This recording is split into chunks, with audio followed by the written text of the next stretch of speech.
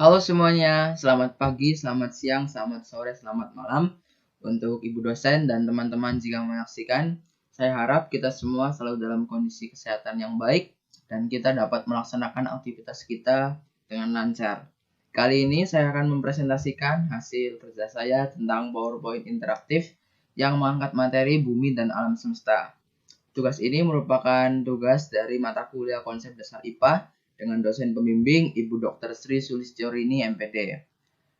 Sebelum itu, perkenalkan diri. Saya akan memperkenalkan diri saya. Nama saya Bijak Samuel Wijaya dengan nomor induk mahasiswa 14014211197. Saya dari program studi PGSD, Fakultas Ilmu Pendidikan. Tanpa berlama-lama lagi, langsung saja kita mulai pembahasannya. Yang pertama, mari kita bahas dulu tentang bumi. Bumi merupakan planet kita yang sekarang kita tinggali. Bumi dalam susunan tata surya merupakan sebuah planet. Bumi adalah planet ketiga dari 8 planet yang ada dalam tata surya. Bumi diperkirakan memiliki usia 4,6 miliar tahun dan jarak antara bumi dengan matahari adalah 149,6 juta kilometer. Wah, jauh banget dong ya. Kemudian proses terbentuknya bumi tidak terlepas dari proses terbentuknya tata surya yang mengelilingi, yang diantaranya ada planet-planet yang mengelilingi matahari. Bumi juga merupakan salah satu planet yang letaknya itu tidak terlalu dekat dan tidak terlalu jauh dari matahari. Tadi bisa dilihat bumi merupakan planet dengan posisi ketiga dari 8 planet yang ada dalam tata surya.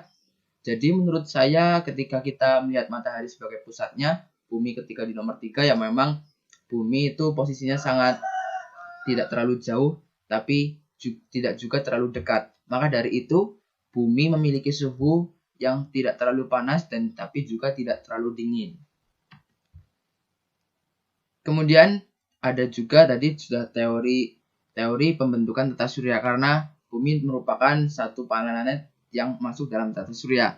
Yang pertama ada teori awan debu ditemukan oleh Carl von Weizsäcker pada tahun 1765. Pada awalnya, teori ini menyebutkan pada awalnya tata surya merupakan gumpalan awan dan debu yang kemudian berputar dan membentuk gumpalan bola dan berpilin. Kemudian gumpalan tersebut memipih dan membentuk cakram yang merupakan cikal bakal dari planet-planet dan matahari. Kemudian ada teori selanjutnya yaitu teori kabut atau nebula. Teori ini ditemukan oleh Ken dan Laplace pada tahun 1755. Teori ini mengatakan pada awalnya matahari dan planet-planet lainnya masih berbentuk gas. Kemudian muncul kabut yang begitu pekat dan besar. Kabut tersebut berputar dan berpilin dengan kuat yang kemudian akhirnya memadat di pusat lingkaran yang kemudian membentuk matahari. Kemudian materi-materi yang lebih kecil pun mengalami hal yang sama dan membentuk benda-benda langit seperti planet dan asteroid, komet, dan lain-lainnya. Kemudian ada yang teori ketiga yaitu teori bintang kembar. Teori ini dikemukakan oleh Hoyle pada tahun 1956. Teori ini mengatakan pada awalnya di tata surya kita ada dua buah bintang kembar yaitu yang satu matahari dan kembarannya.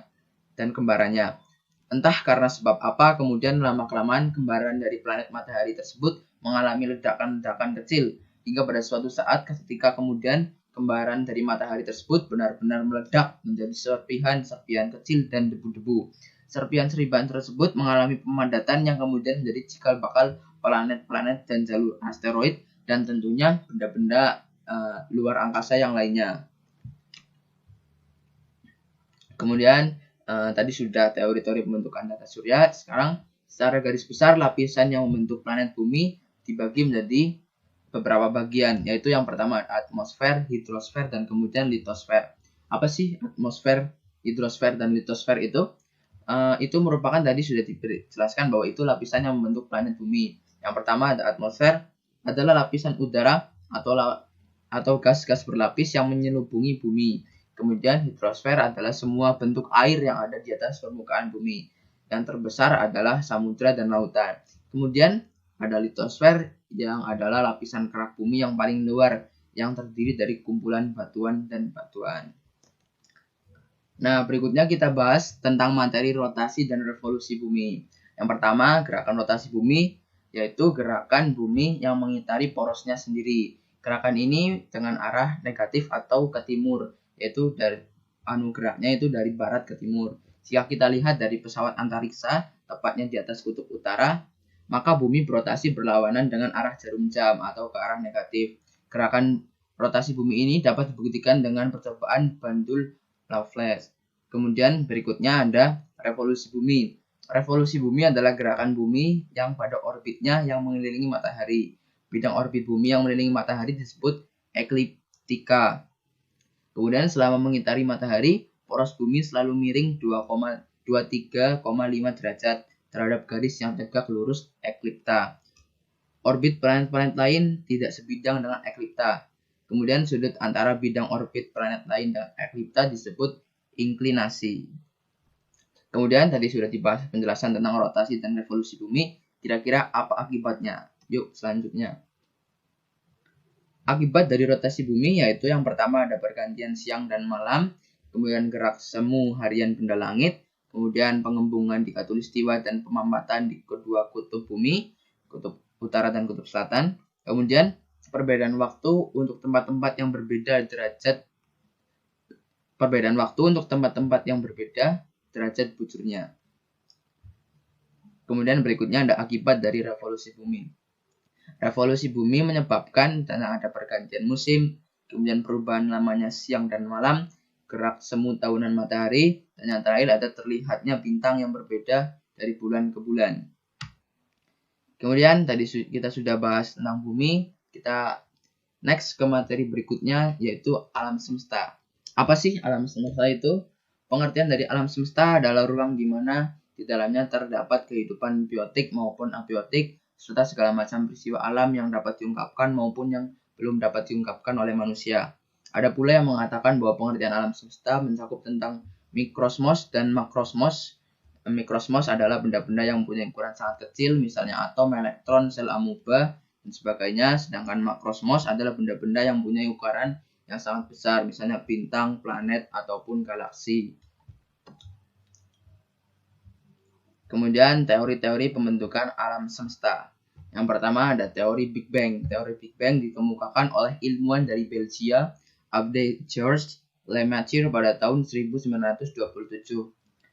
Teori ini mengatakan pada alam semesta berasal dari keadaan panas dan padat yang mengakibatkan ledakan dahsyat dan mengembang. Semua galaksi di alam semesta akan memuai dan menjauhi pusat ledakan. Pada model Big Bang, alam semesta berasal dari ledakan sebuah konsentrasi materi tunggal. Kemudian pada tahun yang lalu secara terus-menerus perkembangan sehingga lama-kelamaan menjadi seperti sekarang. Kemudian teori berikutnya adalah teori keadaan tunak atau teori keadaan tetap. Teori ini dikemukakan oleh ilmuwan dari Universitas Cambridge pada tahun 1948 yang bernama H. Bondi, T. Gould, dan F. Hoyle. Teori ini menyebutkan bahwa alam semesta tidak ada awalnya dan tidak ada akhirnya. Alam semesta selalu tetap seperti sekarang. Materi yang ada selalu terus-menerus datang dalam bentuk atom-atom hidrogen dalam angkasa yang membentuk galaksi baru dan menggantikan galaksi lama yang bergerak menjauhi kita dalam ekspansinya. Kemudian ada teori yang berikutnya, yaitu teori osilasi. Menurut teori osilasi, alam semesta tidak ada awalnya dan tidak akhirnya. Menurut teori osilasi, sekarang alam semesta tidak konstan, melainkan berekspansi, dimulai dengan adanya dentuman besar seperti teori Big Bang tadi. Alam semesta mungkin telah memulai dalam sebuah dentuman besar atau mungkin berada dalam keadaan tetap, dalam keadaan berosilasi. Maka teori ini, menurut artikel yang saya baca, teori osilasi merupakan gabungan dari teori Big Bang dan teori keadaan tunak tadi atau keadaan tetap. Maka teori osilasi ini merupakan teori hasil dari penggabungan antara dua teori Big Bang dan kemudian teori keadaan tunak atau keadaan tetap. Ya, itu saja materi yang sudah saya sampaikan presentasinya. Ini merupakan daftar pustaka yang saya gunakan untuk research dan mencari-cari data yang saya gunakan pada PowerPoint interaktif ini. Saya ucapkan terima kasih untuk Ibu dosen dan teman-teman jika sudah menyaksikan.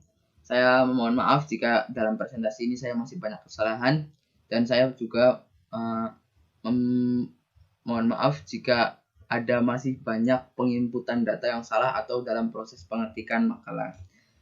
Terima kasih sudah menyaksikan. Sampai jumpa di pertemuan yang berikutnya. Terima kasih.